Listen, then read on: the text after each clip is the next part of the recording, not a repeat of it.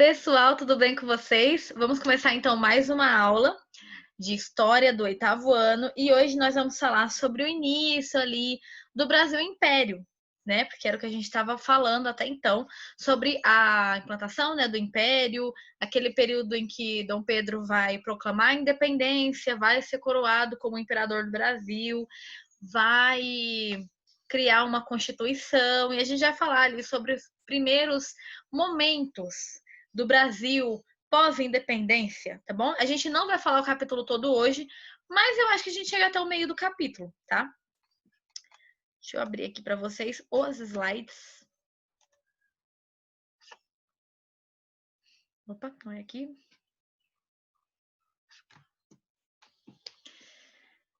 Tentei pegar algumas imagens da época, tá? Aqui aparentemente é Maranhão, ali no início, né, do século. Eu tentei pegar quase tudo do início do século XIX, tá? Então, população brasileira. O capítulo, ele começa, a primeira página ali, ele começa a falar sobre a população brasileira, como ela era definida pós, né, a independência. Então, Dom Pedro, desculpa, vai proclamar, né, a independência em 1822, marcando o fim do período colonial e iniciando ali uma autonomia, um país autônomo e que tem que ser soberano. Mas eu gostaria de lembrar vocês que nosso país teve um pouco de dificuldade com isso, porque não tínhamos identidade nacional. E eu tô falando assim, nós não tínhamos característica? Tínhamos, mas é porque a gente não valorizava muito isso. Gostava muito da Europa, né? E como eles viam o mundo, a Europa era melhor em várias coisas, então a gente tinha essa mania de querer sempre ser muito dependente dos artigos europeus. Então, eles vão precisar, durante muito tempo, criar esses símbolos e signos. Se você estudar, por exemplo, o período europeu, né, de construção de identidade nacional, a população mesmo tinha a sua bandeira que lutava, o hino que seguia e tudo mais, né? O nosso país não, vai ser quase tudo feito por concursos, porque vai vir muito de cima para baixo, né? É o próprio príncipe, que logo seria o rei, que vai proclamar a independência, a população no geral, apesar de ter um grande papel para fortalecer os movimentos de independência, ela não vai estar diretamente ligada a esse movimento que consegue independência, né? Como eu mostrei para vocês lá, por isso que eu falei para vocês assistirem o vídeo do Nerdologia, né, sobre a proclamação da independência. Ele vai falar sobre as pessoas crerem que quando o Dom Pedro, né, proclamou a independência, ele estava no seu cavalo e ele estava com a sua espada e tudo mais, e não tinha sido tudo assim, mas eles tiveram que criar uma identidade nacional para criar um país soberano, para que as pessoas se vissem como brasileiros, tá bom? Até porque nós tínhamos muitos imigrantes e vai ser um período de grande imigração para cá. Como que era dividida, então, a população brasileira? Se tem certeza sobre esses dados? Não.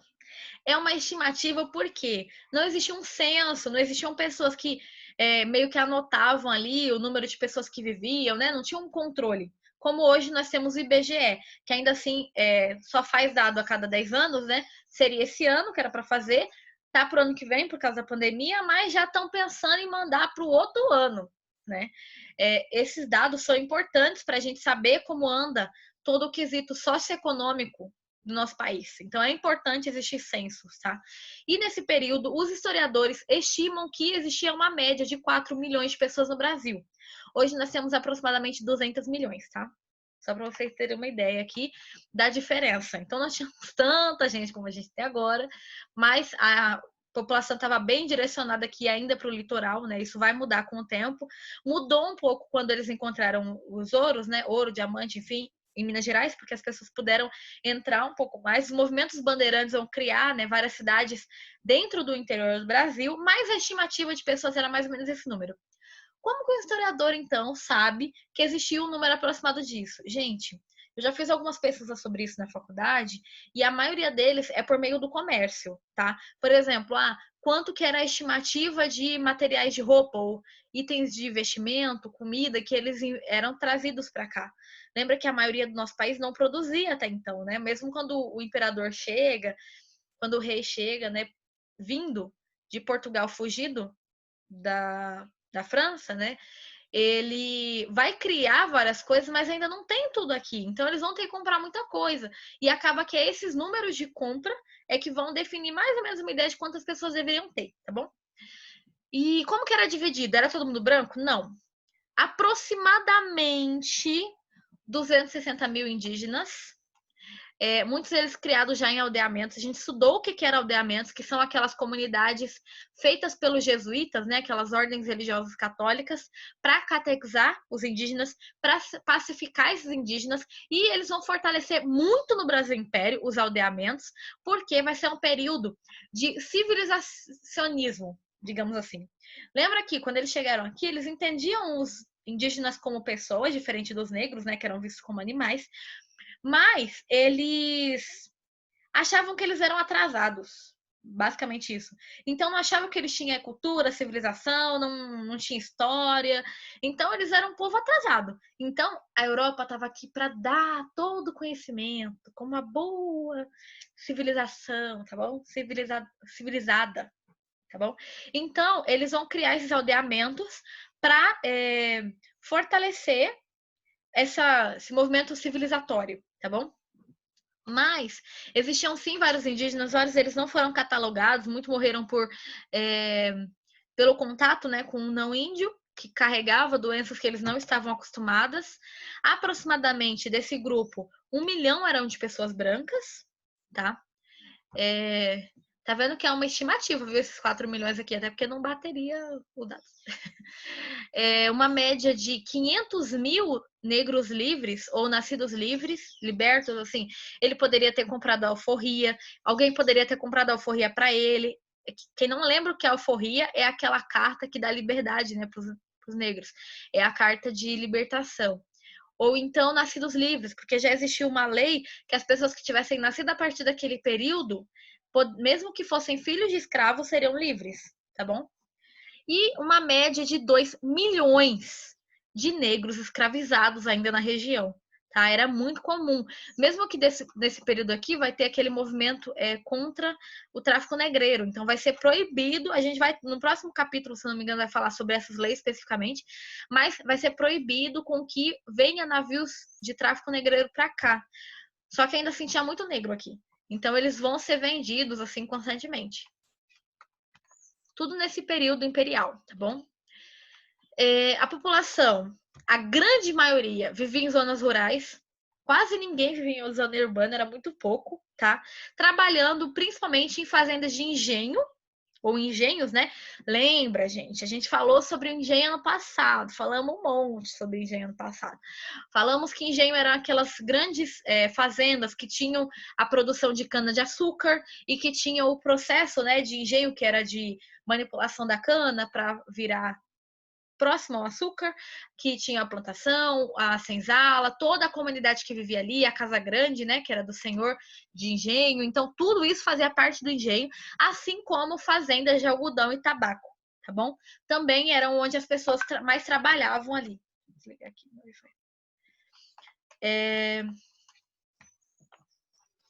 População brasileira, né? Como a gente estava falando. Como que era dividida essa população?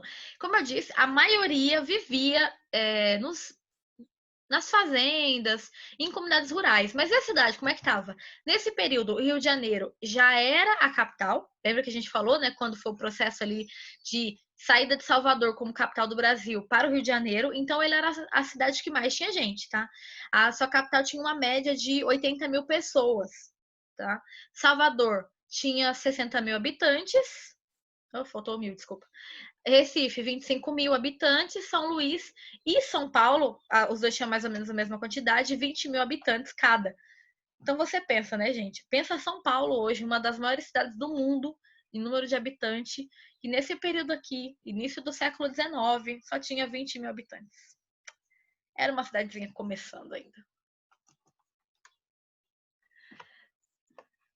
E, como a gente falou, era um país extremamente rural, tá? E vai se desenvolver muito ligado a essa questão rural.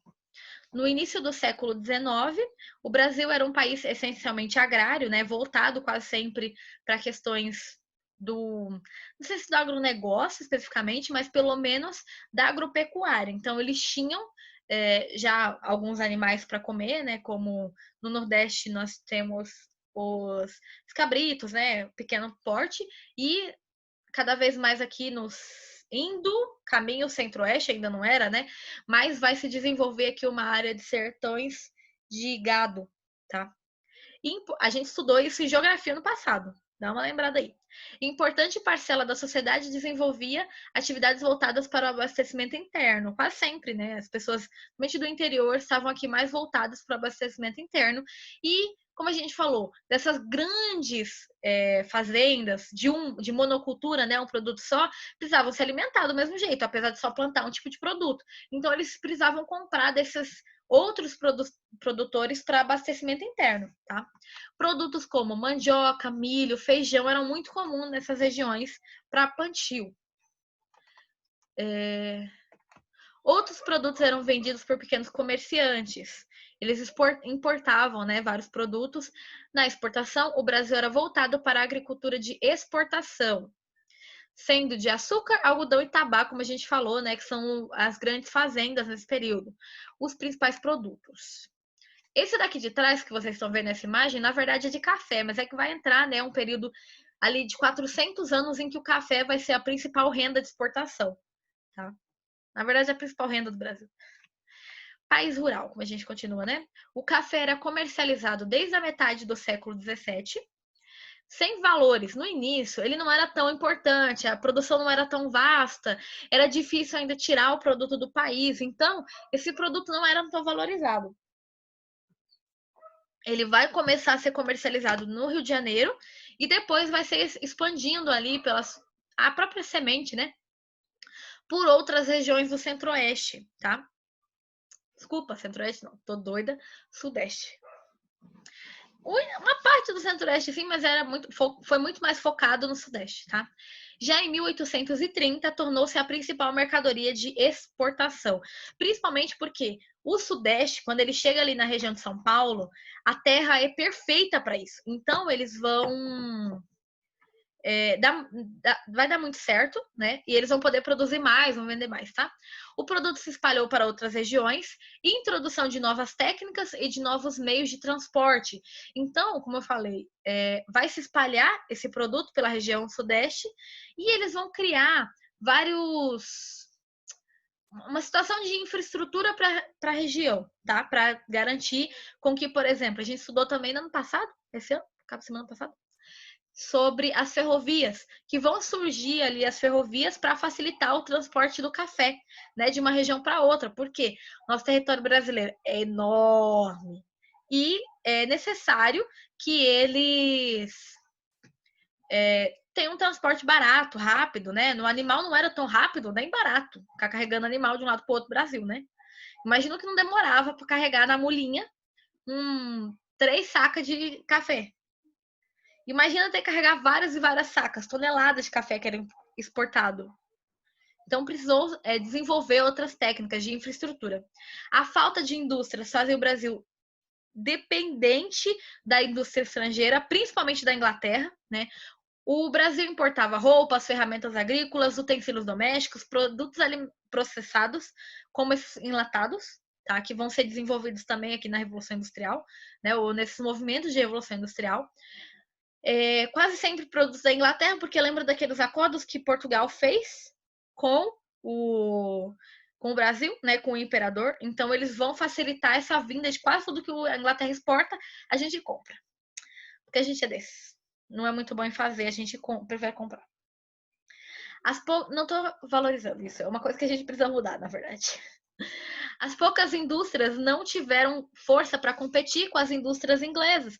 Porque, gente, não é barato. Até hoje é difícil formar uma indústria ou formar uma empresa brasileira. E, além de ter várias questões burocráticas, o mercado não é muito favorável. As pessoas. A gente já estudou bastante isso em geografia. Por exemplo, quando a gente fala digamos que o João Pedro vai construir. O João Antônio, que o João Pedro acho que não fala, o João Antônio vai construir. Ah, tá sim. Desculpa, João Pedro. Vai construir uma máquina ou uma indústria de computadores.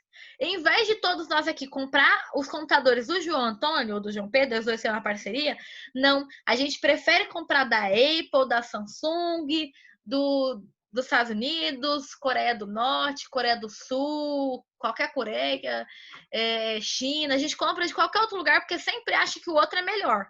E ainda acaba sendo muito barato. O nosso produto é difícil de competir com o Brasil, até porque a gente não valoriza. Então, eles não vão ter força e vão acabar falindo quase todas as indústrias nesse período.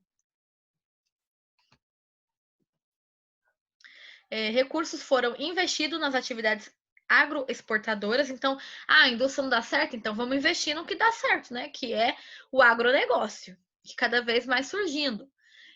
Especialmente no café, que estava valorizado na Europa. A Europa vai ser uma grande consumidora do café, assim como os Estados Unidos, né, até 1929, então aí tem uns 100 anos, basicamente, em que vai ser bem vendido para essas regiões o café, tá bom? E como que era a questão da sociedade? Gente, eu não achei uma, eu fiz uma para vocês. Uma pirâmide. Valoriza aí meus slides, que dá muito trabalho para fazer, viu? A professora leva horas para fazer os slides, vocês nem valorizam. Sociedade desigual. Era uma sociedade extremamente hierarquizada, em que era muito difícil de sair da situação financeira que você já se encontrava. Porque, por exemplo, quem era a elite? Grandes comerciantes e proprietários de terra. Mas você só ganhava terra se você já tivesse dinheiro para conseguir consumir ou para conseguir produzir na terra. E assim vai, entendeu? Um dependia do outro. Acabou que se a pessoa não tinha dinheiro, ela não conseguia sair da questão que ela já estava. É a mesma ideia do escravo. Tá? A gente vai discutir sobre a questão da escravidão aqui nos próximos slides. E era até uma questão social. Só que você, às vezes, não tinha... Por exemplo, na questão do... Quando eles encontraram ouro. Quem tem mais, ganha mais. Quem tem terra... Não, desculpa. Quem tem escravo, ganha mais terra. Quanto mais escravo, mais terra você ganhava, porque assim eles sabiam que você tinha condições de extrair o ouro que estava ali na região, tá? Então, vai ser muito difícil ali mudar a questão social da pessoa. No topo da pirâmide, minoria, elites comerciantes e proprietários de terra. Logo após, pequenos comerciantes, funcionários do governo, né, que quase sempre são apoiados pelo próprio governo, oficiais das Forças Armadas. Era todo mundo das Forças Armadas? Não. A situação das Forças Armadas vai ser difícil, vai demorar muito deles serem valorizados no nosso país. Quase não tinha exército. Peraí. Depois, nós temos trabalhadores manuais e as pessoas pobres. Que tipo de trabalhador manual, professora? Por exemplo, artesão, manufatura, coisas menores, tá? A pessoa constrói sapato com a família, tem um ofício, tá bom? Esse grupo, assim, faz roupa entre a família ali, para as pessoas próximas, né? Os vizinhos, tá bom? E aí nós temos a escravidão, que era os escravos, que eram extremamente reprimidos, a maioria, por isso era a base da pirâmide, era a maioria, vocês viram ali, né? Se a gente pensar, 2 milhões de escravos, e ainda assim não conseguiam, foram reprimidos por essas outras equipes aqui, esses outros grupos, tá bom? Duramente reprimidos. A gente já estudou, né, sobre escravidão ano passado. Gente, tudo bem até aqui? Se tá tudo bem, coloca um joinha. Se não tá, bate uma palminha ou então me diz aí no chat a sua dúvida, por favor.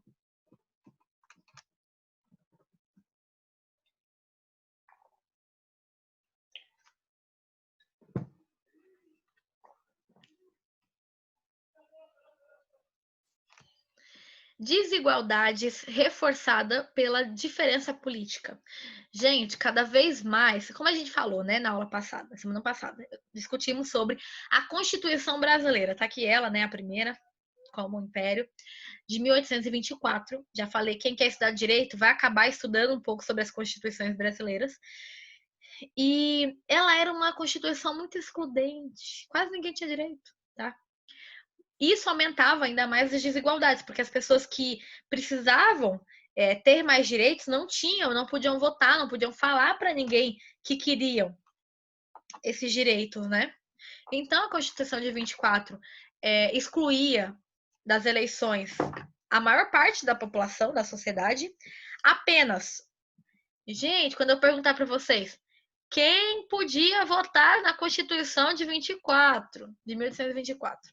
apenas homens brancos, livres e com posses, tá? Ou seja, eles tinham terras ou bens.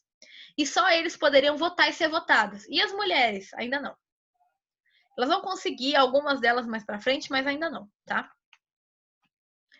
E o resto da sociedade? Pobres, mulheres, crianças, indígenas, escravizados, ficava aí, ó. Lembra? Ó, indígena pode ser homem indígena, mas não é branco, então não vale, não pode votar. Negro, pode ter homem negro, mas não vai homem. E aí a mulher negra ainda, ou indígena, tinha menos chance ainda de fazer alguma coisa, tá? Não tinham direitos plenos nem garantidos e eram quase sempre marginalizados. As mulheres, a gente vai estudar cada uma dessas categorias, tá? Daqui a pouco eu me atento a eles, mas, por exemplo, a classe pobre não tinha direito nenhum, tinha até dificuldade de se rebelar, porque tinha que trabalhar, e se fosse rebelar, você se rebelar, que horas você tá trabalhando? Fica até difícil, né? Mas ainda assim eles vão lutar, tá, gente? Eram duramente marginalizados, ou seja, afastados da sociedade, colocados em periferias. Não é à toa que periferia tem esse nome. É a ideia de que o centro é o meio, é a parte principal, e as periferias vão sendo criadas em volta. Tá? Então, aquelas comunidades que não têm dinheiro suficiente para viver no centro, acaba tendo que viver na periferia. São pessoas mais marginalizadas, tá bom? Isso mudou um pouco com a história, mas ainda assim, se a gente pensar bem, quem são as pessoas que vivem nas comunidades mais afastadas de Campo Grande? São as pessoas mais pobres, que têm piores condições de vida. Entendeu? Então, apesar de ter melhorado um pouco esse quesito, o centro não é tão mais local de gente rica, ainda assim a questão da marginalização da periferia ainda está aí, tá? Vários grupos desses aqui que a gente acabou de falar, desde o anterior aqui, pobre, mulher, indígena, escravo, negros, né? Vão buscar melhores condições e vão participar, sim, das mudanças do nosso país. Lutar por direitos, por igualdade, lutar por... aqui eu trouxe para vocês, né, tipo, alguns movimentos feministas, né, de luta da mulher pelo voto, porque elas não podiam votar. Se eu não me engano, eu não achei onde que estava escrito a descrição dessa imagem, mas não parece no Brasil. Ainda assim, foi mais ou menos o mesmo período, para vocês terem uma ideia, tá? Mulheres na sociedade brasileira. Aí nós temos que cada mulher, isso é importante vocês lembrarem, cada mulher, depende da sua classe social, ela vai ter uma função social também nesse período, tá? A mulher desempenhava um papel social dependente da camada social que ela estava. Então, as mulheres da elite, mulheres brancas, consideradas reclusas, algumas pessoas vieram no Brasil naquele período e escreveram sobre as mulheres brancas da sociedade que eram reclusas, elas não saíam. Por que elas podiam sair? Apenas para ir na missa. Ou para um ou outro evento público, mais com seus maridos, né? Não podiam ficar saindo, ou pais, tá? No geral, por isso é que ainda facilitava ainda mais que elas sejam mais brancas, porque a pessoa não sai, né? E o que elas tinham de função social? Elas cuidavam e administravam da casa, garantiam com que tipo de alimentação, como a casa deveria ser regida, tá bom? Elas eram administradoras do seu lar. Mas nem todas as mulheres viviam apenas reclusas. Algumas delas, quando se tornavam viúvas, conseguiam administrar a fazenda do seu marido, tá? Não era muito comum, mas acontecia às vezes. Então, a mulher sobrevivia, né? O homem que morria, e ela ficava ali administrando a fazenda, ou até encontrar um herdeiro aceitável, que poderia ser seus filhos, que podia ser muito novo, ou então um parente próximo, né? Eu não encontrei muitas fotos de mulheres ricas dessa época, mas eu tentei. Aí eu coloquei essa daqui para vocês verem mais ou menos as roupas. É difícil achar a imagem desse período. E aí nós temos as mulheres pobres, que é essa categoria que eu devia ter escrito, nas cidades, tá? Eram quase sempre vendedoras ambulantes ou faziam outras tarefas para sobreviver e sustentar os filhos. Que tipo de tarefa? Podia ser lavadeira.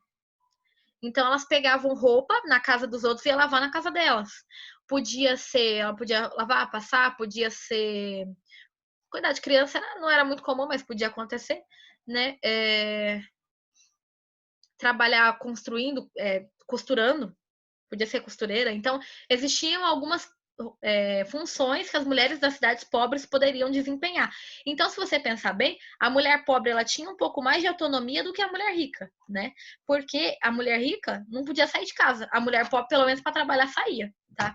Então, mesmo essa ideia de mulher trabalhando não é uma coisa tão recente, isso aqui é de 1800 e pouquinho, o início de 1800. E elas já trabalhavam fora para sustentar a sua família, quando era necessário, tá? Quem leu o livro O Cortiço, que é um livro fantástico, um dos melhores livros brasileiros, viu bem essa estrutura, né, das mulheres indo, sair, mulheres lavadeiras, como eram a vida dessas mulheres, né? Além de cuidar da sua casa e das casas que trabalhavam, era muito comum, né? A pessoa, elas tinham dupla jornada de trabalho ou até mais. Ai, tá acabando a aula. Como assim? Tem tanto slide ainda. Acho que eu me empolguei fazendo slide. Viviam em uma sociedade bastante discriminatória e tinham menos direitos que os homens. A Constituição de 24 não permitiam votar nem participar da política e quase não tinham chances de ter uma educação formal. Apesar das pessoas ricas terem educação, porque os pobres nem isso, educação formal, né, escola, eles não tinham esse tipo de coisa. As mulheres ricas e as crianças, né? A gente já está sobre isso, mas eles tinham uma educação diferenciada entre ricos, entre homens e mulheres, tá? Mas poucas mulheres sabiam ler e escrever. O foco delas era outro. Em 1827, inicia as primeiras faculdades do Brasil e apenas homens poderiam estudar. Na verdade, até bem recente, algumas faculdades não deixavam mulheres, assim, uns 60 anos, mulheres frequentar, porque não achar. Até hoje, se você vê, por exemplo, as faculdades consideradas de exatas, são pouquíssimas mulheres. Eu tenho uma amiga mesmo que ela é engenheira, ela tá fazendo engenharia, na sala dela são 80 pessoas. São 3 meninas. É muito difícil as mulheres entrarem. E não é só por causa de um quesito a mulher não gosta de matemática, a mulher não gosta de ciências exatas. Isso não é diferente do gênero. Na verdade, é porque a gente é muito mais direcionada para outras questões, né? Por ser mulher, as pessoas acham que a gente é mais sentimentalista de alguma forma e deve ficar com as áreas humanas, talvez. Pode ver, vocês têm muito mais professoras mulheres do que homens, né? Tá. Apenas no fim do Império as mulheres poderiam estudar no ensino superior. Gente, alguma dúvida até aqui? Vão colocando aí no chat, tá, gente? A luta das mulheres por direitos passaram a exigir mudanças políticas cada vez mais, mas vai demorar isso acontecer, tá? Vida das crianças. Gente, enquanto eu falo sobre a vida das crianças, coloca o nome no chat que a aula tá acabando. Aproveita enquanto eu falo e dá uma olhada sobre essas imagens que eu tô mostrando, tá, gente?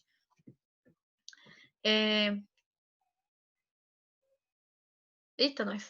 Variável. Eu vou arrumar o C, tá?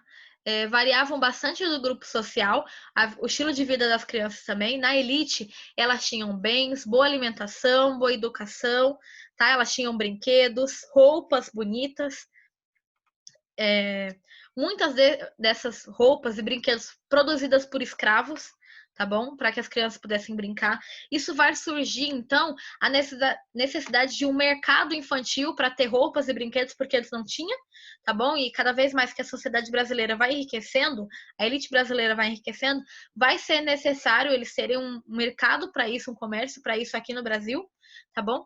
Os meninos e as meninas da elite recebiam uma educação, mas uma educação diferente, né? Os meninos, desculpa, educação formal, com o objetivo de ocupar cargos públicos e participar da vida em sociedade. Então, era português, matemática, literatura, educação formal mesmo, a ideia de aprender conhecimentos diversos para ter como falar, para ter como conversar e até estudar fora do país, porque ainda não existia universidade, né, no início. Desejavam que seus filhos fossem advogados, funcionários públicos, políticos, pessoas de renome, estudadas, importantes. Em compensação, as mulheres, a educação feminina era voltada para os trabalhos manuais e o cuidado doméstico.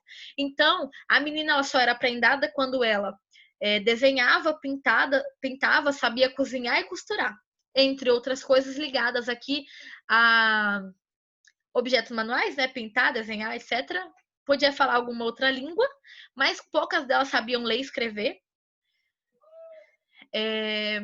e realmente aprender a administrar a casa.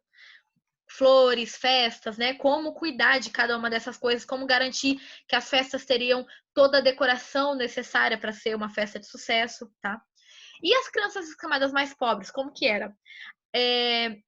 Com quase sem recursos, os abandonos era muito comum, né? As pessoas abandonarem seus filhos ou com parentes ou na rua mesmo, né? Em igrejas, porque não tinham como sustentar essas crianças. Então, para não morrer de fome, eles preferiam doar para alguém que talvez tivesse condições, tá? E as crianças que viviam com os pais trabalhavam desde muito cedo, desde os 4 anos, mais ou menos. Imagina, vocês já deviam estar trabalhando há muito tempo, de acordo com esse período, né? Eu sou contra o trabalho infantil, tá? Só para deixar claro. Mas eles trabalhavam desde cedo para ajudar no sustento da família, tá bom? E aí as crianças negras, pior ainda a situação, né? Porque nasciam em condições cativas, sendo filhos de mulheres escravizadas. Normalmente a maioria morria até os 5 anos, mas aqueles que até porque alimentação muito prejudicada, né? As mulheres quase nunca davam leite porque não se alimentavam. E tinham as amas de leite, né? Que eram aquelas mulheres que as mães brancas não davam de mamar, e aí as negras que tinham tido filho davam. Só que aí quando, por exemplo, ia dar leite para o seu próprio filho, não tinha mais. Então alguns morriam de desnutrição, de fome, de várias condições difíceis, né, de vida mesmo. Então, eles. Gente, tem pouca gente que colocou o nome no chat, hein? Muitas pessoas morriam, mas as que sobreviviam viviam já capacitada cada vez mais para o trabalho, desde os 4 anos trabalhando, tá bom? Pronta para o trabalho aos 11, mas aos 11 ela era considerada adulta. Então, a partir dos 11 anos, ela ia ter o mesmo trabalho que uma pessoa adulta. Se era minerar igual adulto, a mesma quantidade, se era na produção, nas fazendas, era na mesma quantidade dos adultos.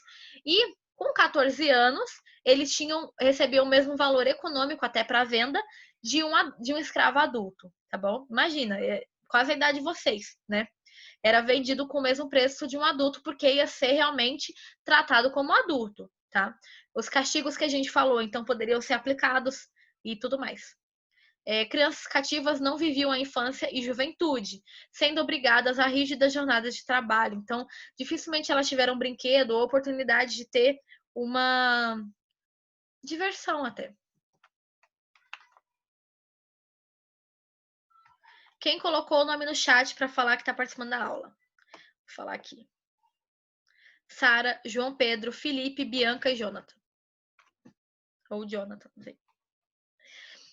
A vida dos escravos, né? Falei que a gente está falando sobre cada um deles. No início do século XIX, intensificou o tráfico de escravos para o Brasil, cada vez mais. Tanto legal quanto ilegal, porque abriram os portos, então tornou muito mais fácil o tráfico legal, né? De diversas etnias diferentes. Eu trouxe aqui algumas para vocês, tá? Os Pendes, os Songos, Ganguelas. Essa aqui que vocês estão vendo na imagem é desse povo, Ganguela, Oiós e Ifés. Os Ifés a gente já estudou desde o ano passado também. Sendo que no Rio de Janeiro tinha o porto que mais vinha o tráfico de escravos. Foi onde mais se recebeu escravos no Brasil, tá bom? O principal porto ficava lá. 60% dos escravizados pararam nesse porto, que é isso aqui que sobrou, tá? Hoje em dia. Então dá para ir lá fazer uma pesquisa, ir lá conhecer, tá? A maioria da população escravizada trabalhava em zonas de produção para exportação ou em engenhos, ou podia ser em plantações de açúcar e café, tá bom? Então, não só mais a cana-de-açúcar aqui, mas também aquele processo que começa o café muito forte. Então, as pessoas vão ir para o café trabalhar. Esses grupos viviam cativos nas senzalas. O que era senzalas? Uma espécie de barracão onde eles viviam. As pessoas viviam até, depende do tamanho do barracão, né? Mas eram várias e várias pessoas vivendo no mesmo barracão. Não tinham quartos separados, muitos deles não tinham cama, era só umas esteiras no chão mesmo, até no chão puro. E a pessoa dormia, a roupa que eles recebiam era quase sempre o mesmo pano. Acho que no ano, se eu não me engano, algumas fazendas até menos do que isso, que eles usavam o ano inteiro, tá? E ali meio que era a vida deles, mas eles trabalhavam muito durante o dia, então até ficava um pouco difícil de ter outras atividades. Ali, por exemplo, plantar para eles comer, né? Os que viviam na cidade, aqueles escravos de gangue, que a gente já estudou sobre isso, prestavam serviços para a comunidade, assim como para os seus senhores, poderiam até viver nas suas próprias casas, mas tinham que pagar, né, por isso. Atuavam como vendedores, transportadores de carga, de pessoa, né, de uma região para outra, de uma parte para outra, para a pessoa não ter que carregar. Gente, a aula acabou. Quem não pôs no chat, o nome coloca rapidinho. Muito obrigada, até amanhã. Depois de amanhã, depois de amanhã. Não, até quinta, que amanhã, quarta é feriado. Coloca o nome no chat, quem não colocou. Eu coloco o nome no chat. Bye, bye.